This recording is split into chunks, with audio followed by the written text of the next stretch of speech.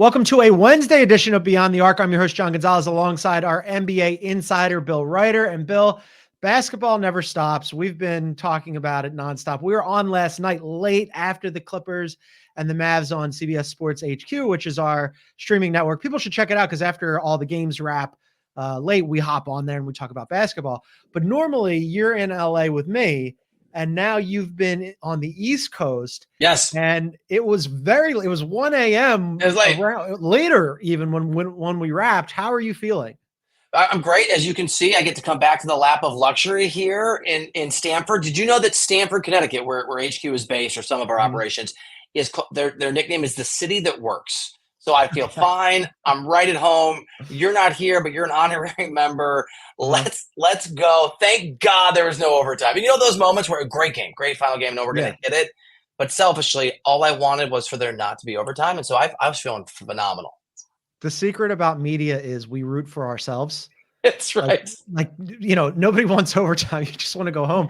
I was thinking about you, though, because after we got off, I went back and, I'm like putting together the rundown for today's show.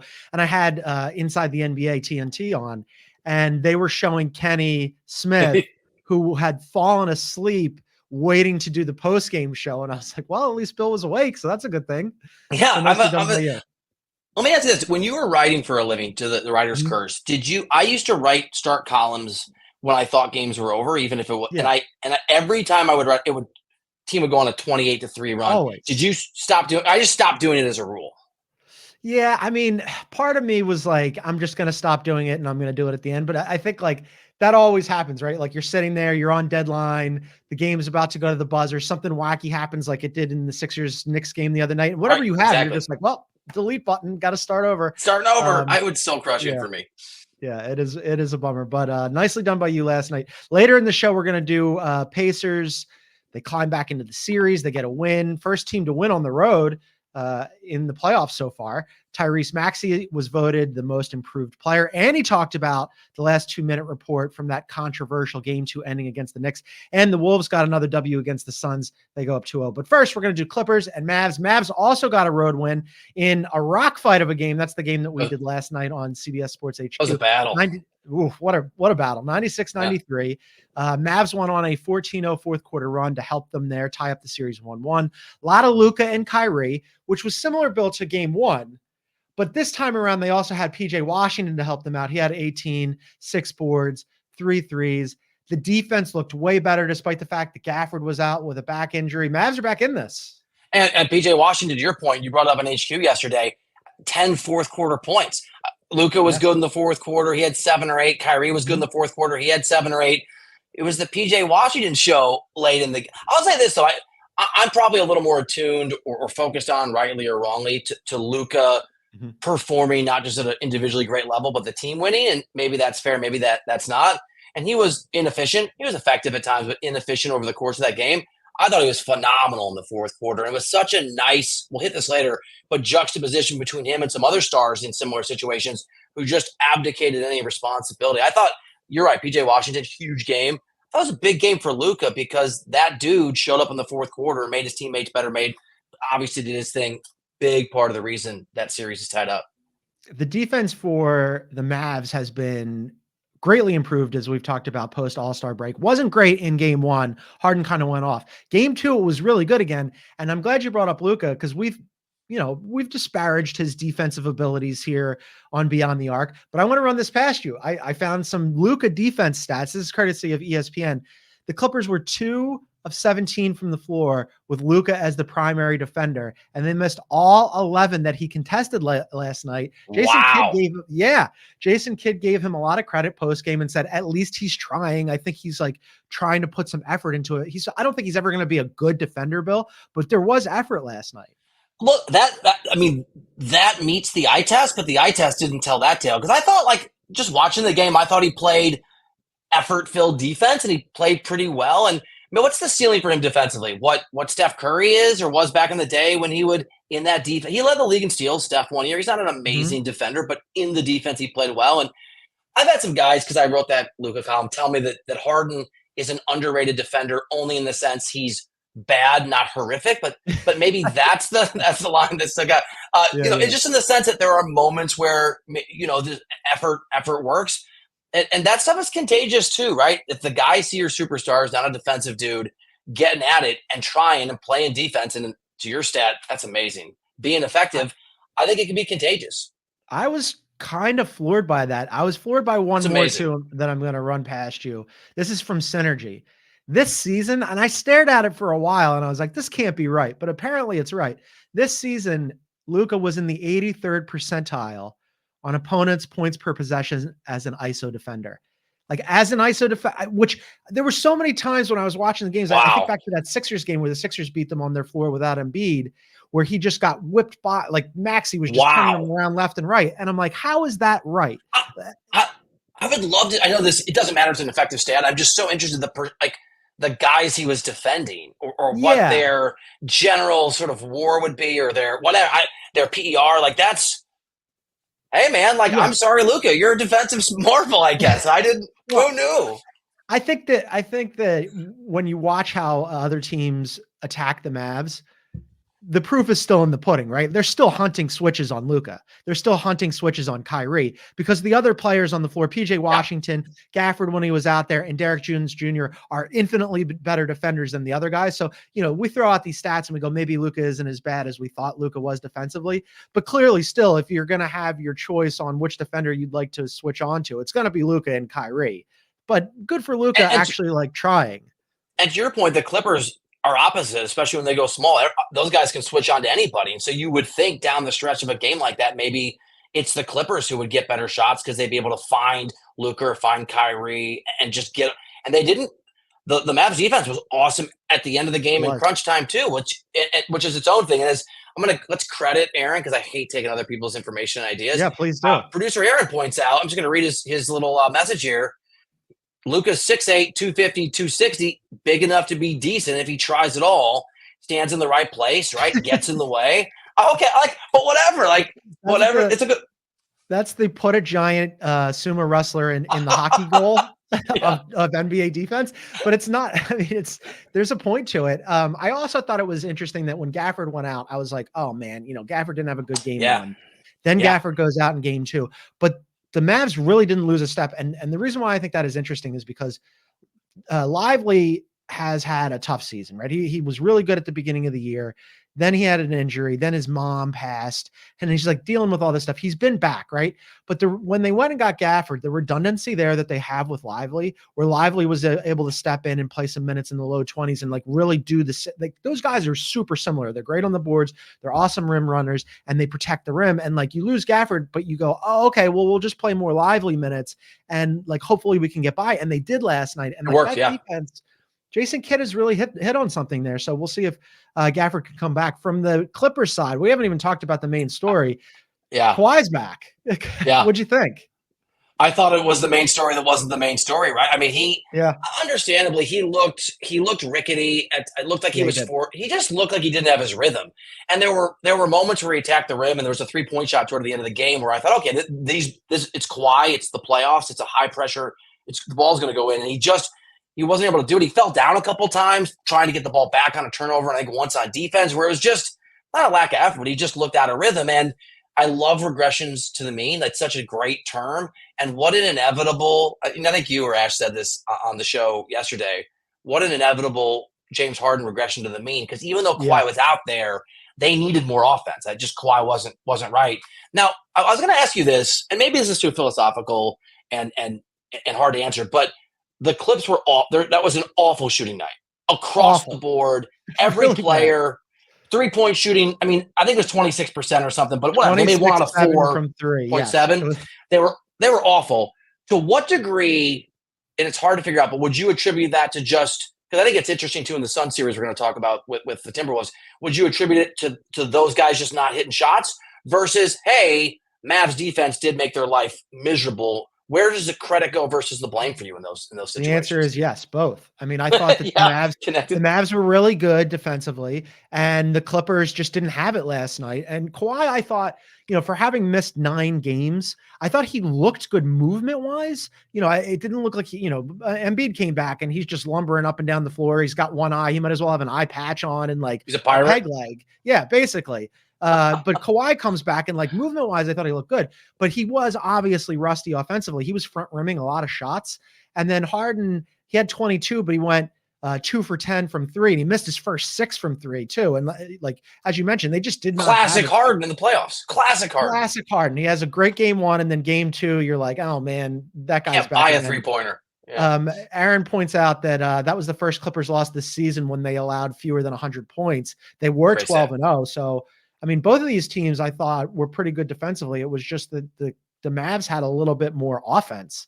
And so now it's kind of interesting because if we had reversed these results and the Mavs had won game 1 without Kawhi, and then the Clippers had won game 2 with Kawhi, all of a sudden you're going, oh, Kawhi's back. Look at this. The Clippers are in business. It's kind of the inverse now. I'm like, oh man, they beat the Clippers with Kawhi and they're going back to Dallas. I kind of like the Mavs momentum. I do too. Look, so you and I had this conversation. I'd rather be wrong than just flip my pick every single time because there's going to be these huge momentum swings when we make these predictions. I like the Mavs at the start of the series. We thought it was going to be a knife fight. It's going to be a knife fight. That stat that Aaron gave us, the Mavs were just better at being defensively outstanding and making life miserable for those Clippers players when they were shooting. And it's going to be a battle. And in battles like this, the margins are going to be thin, and guys that play better at the end and some of the differentials between what adjustments coaches make and who can really step up defensively are going to be significant. I'm not going to crazy overreact. I think Kawhi, I don't know, John, assuming he's healthy, right? Which with most guys, you make that caveat. With him, it really is just a great big asterisk. I'm assuming he'll play the rest of the games in the playoffs, but how do you know, right? How do you know? He came Flare back up for tomorrow. Yeah. Anything could happen. I mean, he came back for shoot around yesterday, and people were like, he was at shoot around. But did he do anything? Nobody knows. Jared Greenberg, to his credit, I love I'm a Jared guy, so I'm going to shout him out. He broke that. I was watching NBA TV pregame. He broke the story. He said the expectation he's good before Shams, before Woj. Good for you, Jared. But even if Kawhi plays, I mean, are you confident if he plays and he plays 30-some minutes a game, he'll be Kawhi Leonard in the series at some point? I'm not. Maybe. I mean, sometimes guys come back and it takes them a minute to get in rhythm, especially playoff basketball. Because we think that this is like a rock fight, a knife fight, that it's going to be close. It's the playoffs. We don't know what, you're getting out of Kawhi. Who knows what's going to happen with Daniel Gafford, whatever. And this is a producer Aaron question, but I think it's a good one. Do we think that the coaching matchup plays in heavily here? Because I think most people would say that Ty Lue is the better coach. Yes, I personally think, and I would agree with that. I think Ty Lue is I was super skeptical of Ty Lue when he took over in Cleveland. And then it turned out that not only is he a good X's and O's coach, but he's awesome with his players. So he's a fantastic coach. But I think Jason Kidd has acquitted himself really well this season. Like, he had so many detractors. I was one of them. Yeah. But I'm hard to I am loath to fault him this season. I think he's been great this season. You make a great point. I love the Ty Lue point because I also said, wrote, and believed that you couldn't assess Ty Lue properly when he coached LeBron, because I don't think you can assess anybody when you coach LeBron. But my guess was he wasn't that good a coach. Could not have been more wrong. That'd be like doubting Mike Tomlin. Maybe not that level, but close. I think Ty Lue is a great coach in the NBA. Yes. I have the same skepticisms of Jason Kidd, but the same rules apply. He has not had the right pieces around Luka and Kyrie. He hasn't had a lot of time with Luka and Kyrie. Obviously, it didn't work the first year, but it's worked really well this season. You have been a big proponent of the guys they brought at the trade deadline, and that has been a significant game changer for the defense. So this is maybe the first time that he's got the actual ingredients he needs to cook the way that he wants. And so I'm very open to the idea of having underestimated Jason Kidd and having only focused on him spilling the water and other disappointments. And here's another thing about Jason Kidd, and this is true. I'm not saying that he's a bad guy, but there are certainly people in the NBA who don't like him. And there are people who think that he's ambitious or backstabbing. I'm not saying that's true. Successful, good people make enemies in the NBA. But I wonder sometimes if maybe people would pour a little more venom into other people's ears about Jason Kidd, not because he can't coach, but because they just don't like the guy. And there's a lot of people who don't. So yeah, I'm with you, man. Maybe the gulf between those two coaches is narrower than we thought. I just think it's interesting, and he deserves credit for, like, there are certain people who they have their system, they're going to do what they do. And if it works out, great. And if it doesn't, so be it. Tibbs sometimes falls into that category. Doc certainly falls into that category. I think Tibbs is a better coach than Doc, but I'm just saying, like, they have their system. No, it's a good point. This year, Jason Kidd was like, I like the Luka and Kyrie pairing. I think we've got something there, but clearly we got to fix our defense.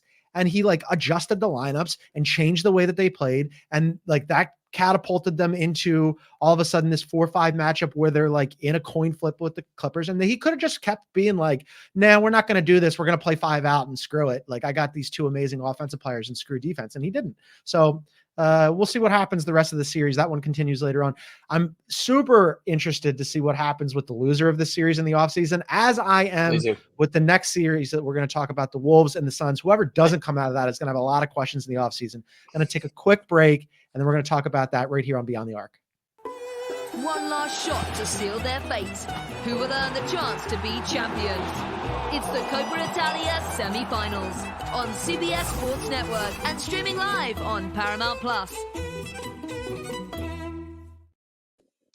Welcome back to Beyond the Arc. You can find us wherever you get your favorite podcasts. Please download, subscribe, leave us a review as well. John Gonzalez, Bill Ryder here on a Wednesday.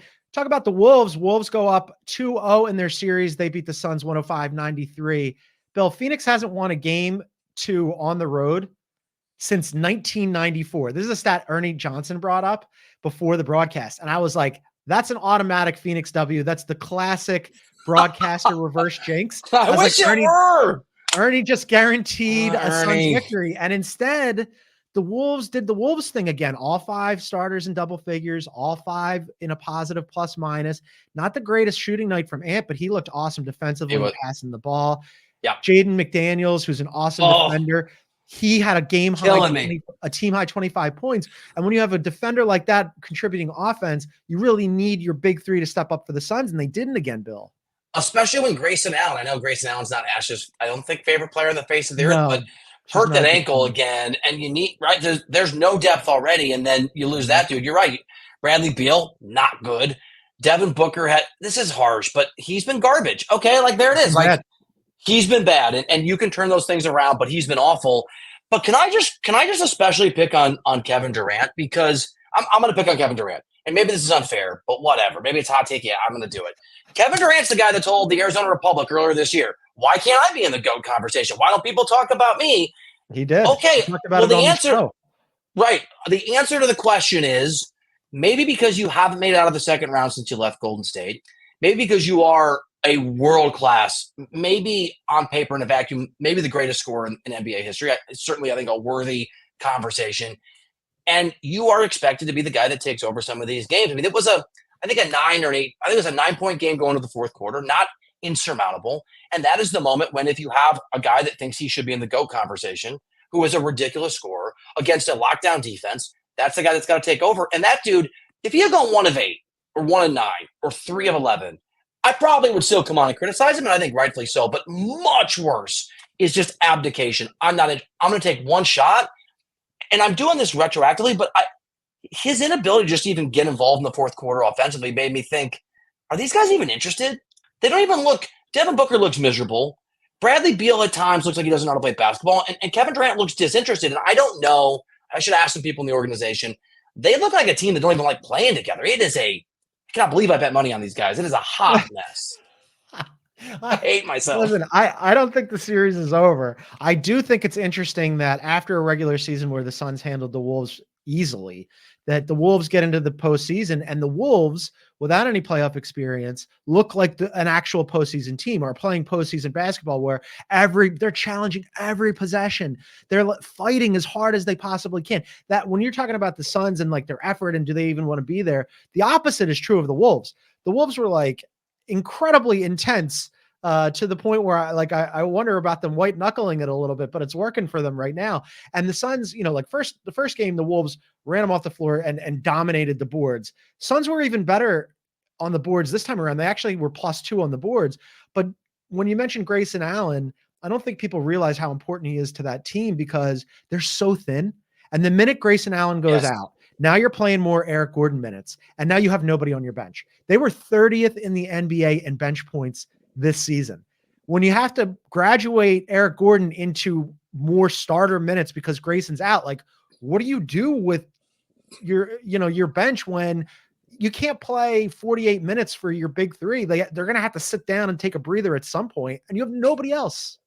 And another point that Avery Johnson made on HQ last night, and he's with us tomorrow. Or no, I don't know what day of the week it is. I don't even know it could be Saturday. Yeah. The point that Avery made was that he went pretty hard at Frank Vogel. He said, your bench is 0. You don't have Grayson Allen. You're playing a great defense. You have 3 bona fide superstars. Drop some plays and run an offense. Focus on those guys getting shot after shot after shot. And so I'll let Avery speak for himself on Friday, but he said it on HQ. Frank Vogel, according to a former coach of the year, didn't exactly cover himself in glory either in meeting the challenge of, you don't have a lot of options, but you do have some guys that have some distinction in getting the ball in the bucket. I mean, drop some plays for those guys and make them go do it. As I said before we went to break, this team, the Suns, the Wolves, it's the same for the Wolves too. The Suns could still win this series. Whichever team doesn't come out of this series and goes home early are going to have some massive, massive questions in the offseason. The difference, though, is that the Wolves have levers to pull, and I'm not sure what levers that the Suns can pull. None. Because Bradley Beal has a no-trade clause. Right. Not going to move Booker because ostensibly he's the face of your franchise and he's in his prime. Like, I guess if you really wanted to detonate it, the guy you could move would be KD, but you got him for a reason. I don't know. Do you change the coach? Like, do you just decide like Frank Vogel's got to go? Cause that's one of the few things that you could alter. There's not a lot they can do here. So can I make a prediction? And it is based on educated guesswork, because there's no picks. Yeah. That no trade clause for Bradley Beal is such a Killer. It's a prediction. No one's told me this is going to happen. It's an educated guess, and I could 100% be wrong. But you're right. Someone's going to have to be blamed. Let's call it what it is. They have a hothead who is at a minimum, or maybe a better way to say it is they have a passionate owner who is an amateur. And you can grow into excellence as an owner like anything else. But that guy doesn't strike me, Matt Ishbia, as being remarkably patient. The guy that I would worry for being blamed for this unfairly is James Jones, who is the GM. Mm-hmm. And I think he's president of basketball operations, because Isaiah Thomas is a part of that organization and is, as has been reported, and as I've talked about, incredibly involved. James Jones is an inherited piece, right? He was not brought in with this new ownership group. And I would argue, based on reporting, that going for Bradley Beal was pushed aggressively by people above James Jones and people maybe that have more power but not the same title as James Jones. So there are no answers, John. I think there's just a scapegoat. And I don't know if you scapegoat Frank Vogel after year one, even if that's the right call. That might be news we're talking about it in July.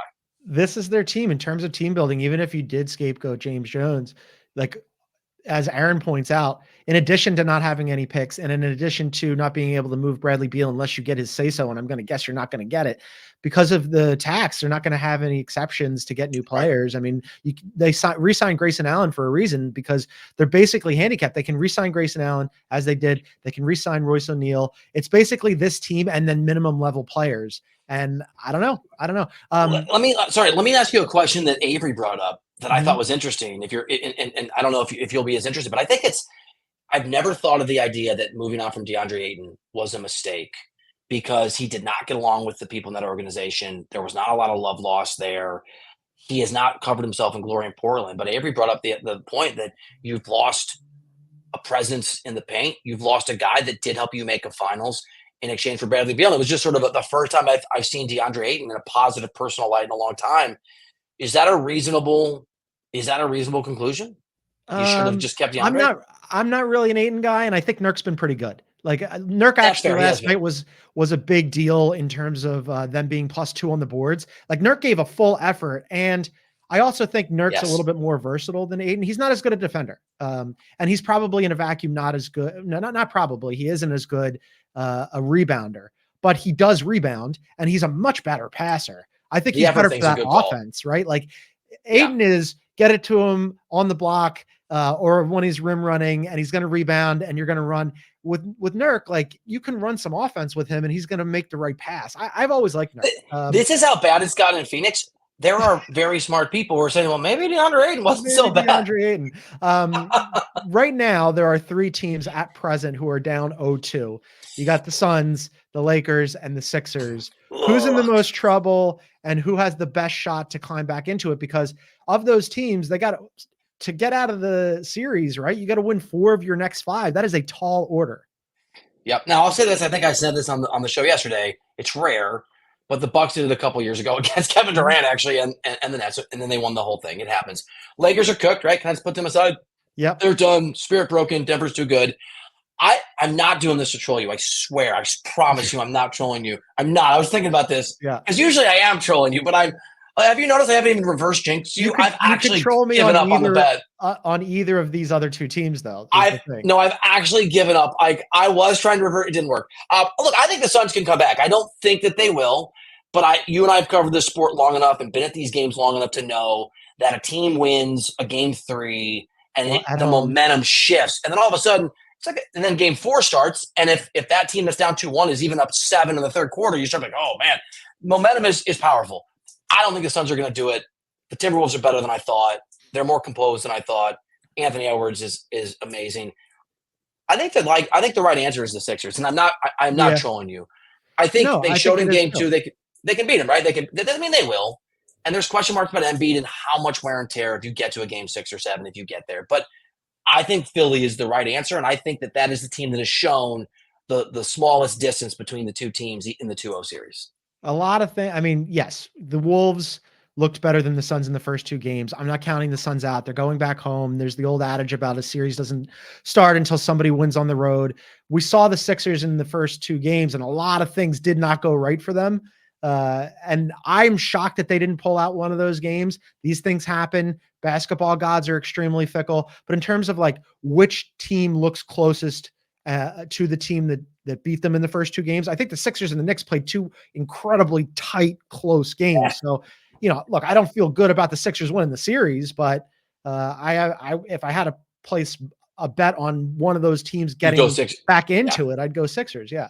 And I agree with you. Obviously, I said my only counterpoint is Brunson is not shot particularly well yet, and it doesn't feel like that's troublesome. That's going to last, but yeah, I got to pick one. I'm with you, Philly. That's troublesome. All right, we're going to take another break, and then we're going to discuss the Bucks and the Pacers, and then, as we mentioned, the aforementioned 76ers. Tyrese Maxey won an award, so we'll discuss that next on Beyond the Arc. And they're starting to get in the groove. So impressive. Block your schedules. Aces are coming to CBS Sports Network. Welcome back to Beyond the Arc. John and Bill here. Check us out on our YouTube page. You can find that at Beyond the Arc CBS. Please subscribe, leave a comment, like, all that good stuff. All right. Bucks and Pacers. Bucks won game 1 pretty handily. I was kind of surprised by that, Bill. You and I were both, and Ashley were very bullish. A lot of people were bullish on the Pacers going into the series, especially without Giannis. And last night, game 2, that's why they tie up the series 1-1, win the game pretty handily. It was their first playoff win since 2018.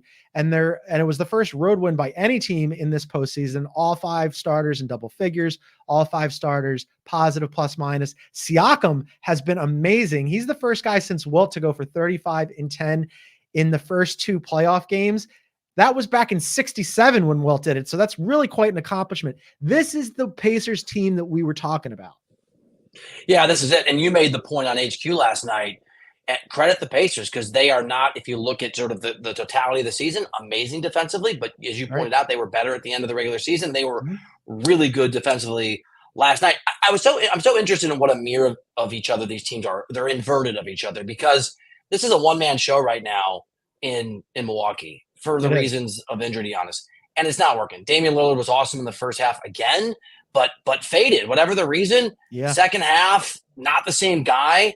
And that worked in the first game because they played a Pacers team, a version of the Pacers team that wasn't a playoff team in that game. The Pacers were garbage in game 1. They were nervous outside of Siakam. It was awesome again. They looked overmatched. In this game, they reverted back to what they do really well, which is share the ball. And I think I brought this up when you and I did the HQ hit together. this is a Pacers squad that moves the ball. They play team basketball. It's the exact opposite of what's going on in Milwaukee right now. In the regular season, they average 31 assists per game as a team. A huge percentage of their field goals are assisted. They move the rock. And if you're nervous in a game one and you're feeling a little pressed because it feels different, you're rushing shots, you're taking bad shots, it can happen. In this game, because they had 20 assists in game one, well below their average of 31. Yes. In this game two, they almost double that. They had 38 assists, franchise record, and they almost got to a top, I think, 15 all time in a playoff game. The last time a team had hit 40, so I was like, come on, get 40, but they kind of slowed it down because they were up. It would have been the first time since 1993 that a team had gotten to that mark in a postseason game. So credit the Pacers for the defense you pointed out and just relaxing and playing Pacers selfless Pacers basketball again. Yeah, I think the passing component, moving the ball around, is really important because Halliburton, shooting wise, wasn't good in game one, 9 points. Wasn't really good in game two, shooting wise either. He had 12 points.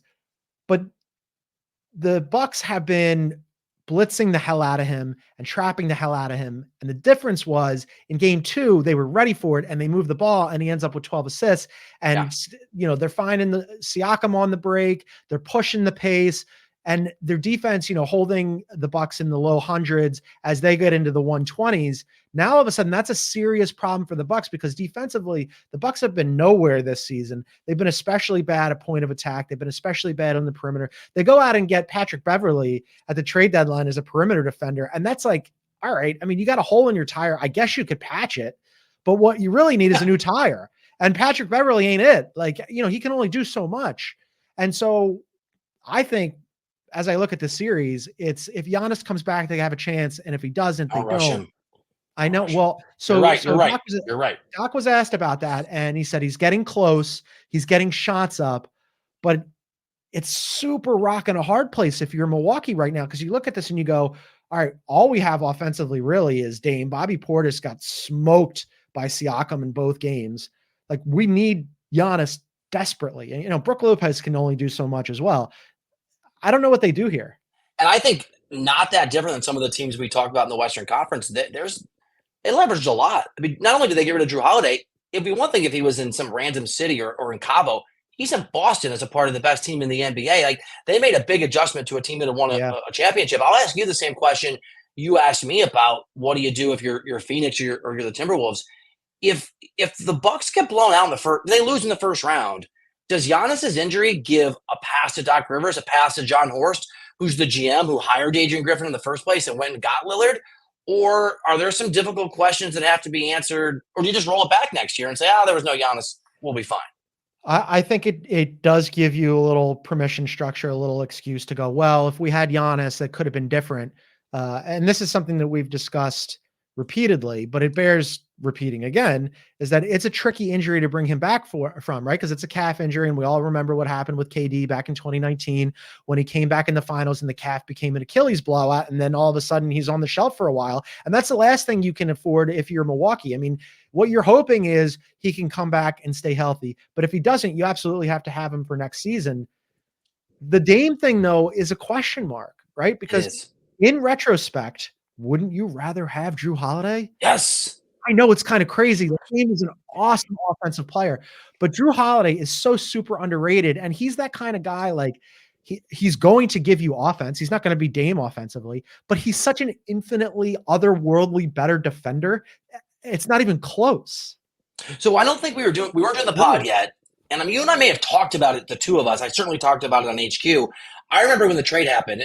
This is not a criticism. I was the same way. Everybody gets caught up. Oh, my God, Damian Lillard, the Bucks are, along with Boston, the favorites. And I remember one of these executives who, not always, but almost always is right, and will say some things that are against the grain, and told me it's not going to work. It's not going to work. It's going to be a failure. They're not going to fit. They gave away too much defense in the backcourt. Drew Holiday's underrated, blah, blah, blah, blah, blah. It probably does give them, what you call it, permission structure? That's amazing. Yeah. Is that what you call it? Yeah. I know that term. Permission structure it's awesome. I love it. To do it. I just all yours. Even if let's share it. Let's share it with the world. Even if you believe in Doc Rivers, whatever. I don't think you do either. But even if that's wrong and he's great, this is a crossroads to this organization. And let me add this too to the calf thing, because you're right. You can't rush him. You have to somebody in the organization told me this. You have to protect if you're John Horst, you have to protect Giannis from himself, not just to protect him from himself. You do not need Giannis Antetokounmpo rushing back because he's competitive or because he felt like he had to, getting hurt, and then blaming you in 6 months Ugh. or 9 months, and you're not playing well, and he doesn't like Doc Rivers, or that. And it was a person who works under Horst, who likes Horst, who said, this is something we got. Forget this year. Don't create a situation where Giannis doesn't like being a Buck or blames us unfairly or otherwise for an injury. Think long term, Milwaukee. I mean, they were, until the last day of the regular season, the 2 seed pretty much all year long. And like, has there been a worse 2, now 3 seed in recent memory? I mean, like the wheels came off about 75 different. It's like, I don't know if you've ever seen Bullet with Steve McQueen, but there's like that famous car chase that it's famous in like Hollywood because the car chase, they lose like 12 hubcaps off of one car. That's the Bucks. Like just all the wheels have come off. They just keep losing them. All right, I want to talk about Tyrese Maxey as well. He won the first award yesterday. Well, one of the first awards was handed out yesterday. He ends up as the most improved player. I believe you also voted for him. So congrats on helping Tyrese Maxey win the award. He narrowly edged out Kobe White. He got 52 first place votes to 32 for Kobe, but Kobe got a lot of second and third place votes. Both of them blew third. Both of them blew away Alperen Şengün, who finished third. Jalen Williams finished fourth, and then Brunson was a distant fifth. It's a weird award. People put whatever they want onto it. But Maxey, career high in points per game, assists per game, rebounds per game, 6 points more per game than the previous season. He hit 50 points 3 times. He made his first All-Star game. He's been awesome. He was asked about, he goes on TNT last night on Inside the NBA. And he was asked about, as he's talking in the course of winning this award, he was asked about the last 2-minute report, Bill, which came out about that controversial Game 4 ending. And the last 2-minute report found that Brunson did in fact pull Maxey's jersey, and it should have been a foul, and that Nurse should have been given a timeout. And so, hey, Tyrese Maxey, what do you think about it? Here's what he said. Start today, letting that go, and then tomorrow at practice, and then as soon as the ball goes up on Thursday, being a tougher team, not just physically, but mentally as well. I mean, we still had chances to win the game. I got my layup blocked, and then, we missed a 3 at the end to tie. So we can't dwell on that. We can't leave the games in other people's hands. We got to go out there and take it. I think that's the right approach, Bill. I think two things can be true at once. One, he did get his jersey pulled, and Nurse should have been given the timeout. But also, they did have other opportunities to win, and you can't, like, the refs are the refs. You can't focus on that. Great life lesson. Life is unfair, and you just have to deal with it and roll along. Let me ask you a most improved player question, because Sam Quinn, who's a really talented writer for CBSSports.com, one of our colleagues, really, really good, has been raising this on Twitter. And I have talked to people about this before. The idea that Maxey basically should not be winning and that the award should be changed, that players that were already really good, it's young players, right, who are inevitably going to keep getting better, should not qualify, which I agree with 100% in principle. The problem is, when I say I vote for MVP, I'm only going to make it a regular season award, because that's what the parameters of the rules are. If they said, hey, let's wait till after the playoffs, or let's consider what they did in the playoffs last year, okay, fine. Do you think there's something that we should do, or the NBA should do, to adjust this rule? Because credit to Tyrese, I voted for the guy, but I think Sam's got a good point that it's sort of most improved. It's also sort of, here's a young star who was going to get better. This isn't some sort of comeback or redemption story. It's just the natural evolution of a dude who's really, really good. Wait, so how would we change it? Well, I mean, that's what I want. So here, like maybe it's, if you have been drafted in a certain, top whatever, or you've been all NBA, all rookie, or I don't know, you'd have to set some sort of criteria. Yeah, I don't know what they would be, because I think it'd be harder. There'd be more guys who would fall outside of whatever lines you draw that would create the same problem. But I think it's an interesting question about whether Tyrese Maxey should, or any of these. I mean, Kobe White's would be a really good one, right? Not the career that he was supposed to have. Came out in a draft class with a bunch of guys who were great. Yeah, when he was in, and like, it took him a while. It wasn't amazing. It looked like he might not be a great NBA player. I didn't believe it this season. Like, it took me a long time. Post All-Star break, when I was finally like, oh, okay, maybe. But also, no Zach LaVine opens up an opportunity for him, right? Like, you take Zach LaVine off that team, and all of a sudden Kobe White gets some run. it's a weird award. Most improved is a weird award because it's such a like an eye of the beholder Rorschach test where you can look at it and it's like it's whatever you really want it to be. And I kind of like that. I don't know. I mean, can I give you one more? Because I just thought of it. What maybe this is I'm just sort of thinking off the top of my head. What about just you have to be at a certain year of your career? You have to have been drafted 4 years ago or 5 years. I'd have to think more deeply about how, but maybe year 3 or 4 you can't win it. Just gives you more time to, because Maxey was the 21st pick, as Aaron points out. That there's or maybe that I don't know. I don't have an answer. It struck a chord with me, and I've talked to other folks about it who are like, yeah, it feels weird voting for Maxey. It feels wrong. I personally am for less restrictions, more free market capitalism and freedom. Like the NBA trying to adjudicate like all these different rules and like putting 65 game caps and what I don't want the NBA legislating more rules changes on awards being handed out because they messed it up the first time around. Less government, NBA. Less NBA governance. Get out of our bedrooms, NBA. I don't like it. Yeah, please do. Yeah, please do. Before we get out of here, 2 games tonight, just 2. Celtics minus 14.5. Which is wild, but probably about right. And then the Thunder, this is very surprising to me because the Thunder and the Pelicans played a really tight game in game 1, but I guess Vegas is expecting that the Thunder get the jitters out of them a little bit. Thunder minus 7.5 against the Pels tonight. I think that was a similar number in game 1, which obviously the Pelicans covered. There was a big margin in that game too. I think the Pelicans are going to make a game of it. I think they're going to make a game of it. Although the Pacers, to your point, did shake off their jitters in game 1 and play a vastly improved offensive game and defensive game. So maybe that's right. Would you really? I'm not going to bet on either of these games. Would you really? You're going to put a big bet on the Heat, are you? I lose. Yeah, $1,000. Well, here's the thing. I'm not going to. But if I were going to bet, I would bet on Eric Spoelstra to be able to find a way to get it within 14 points. 14.5. It's 2 touchdowns and then some. The problem is that you're sweating a 3-point shot in a 16-point game with 3 seconds. Like, please shoot it. And those guys, the Celtics put up like so many 3 balls. They've leaned all the way into that. But look, the Celtics series is already over. It was over before Jimmy Butler went down. It's definitely over now that Jimmy Butler is down. You know how high and bullish I am on the Thunder, but I'm really looking forward to Thunder Pels because despite the fact that both teams were sort of working out like the nervousness of being in the playoffs for the first time, and you don't have Zion and whatever. That first game was super fun. Went down to the buzzer. I thought it was an excellent series so far. It was amazing. Series being 1 game, but 2 games tonight. It was a great game. Who do you have more confidence in just playing the way that they're supposed to under pressure tonight? SGA or CJ McCollum? Because McCollum's been SGA. That's the thing. It's like McCollum. You don't have to be You don't have to be SGA. But man, you got to play well as the guy that's been in these situations. You got to hit some big buckets, and he was awful late in that. He was awful. So was Brandon Ingram. You know who I have confidence in on that team? Trey Murphy. Trey Murphy. If you said to me, "Oh, like what makes you feel good about the Pelicans?" I'd pick him number 1. He's been awesome, and they got to he's contract extension eligible, and they're going to give him some money, and they got to figure out where they saw him in the offseason. But they also are going to have to tweak that roster bill because you got to get him more minutes. He's been really, really good.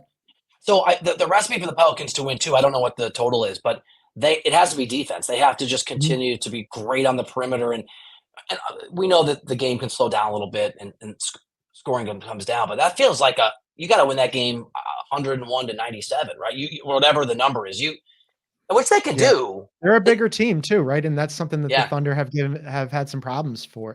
211.5 is the total, right?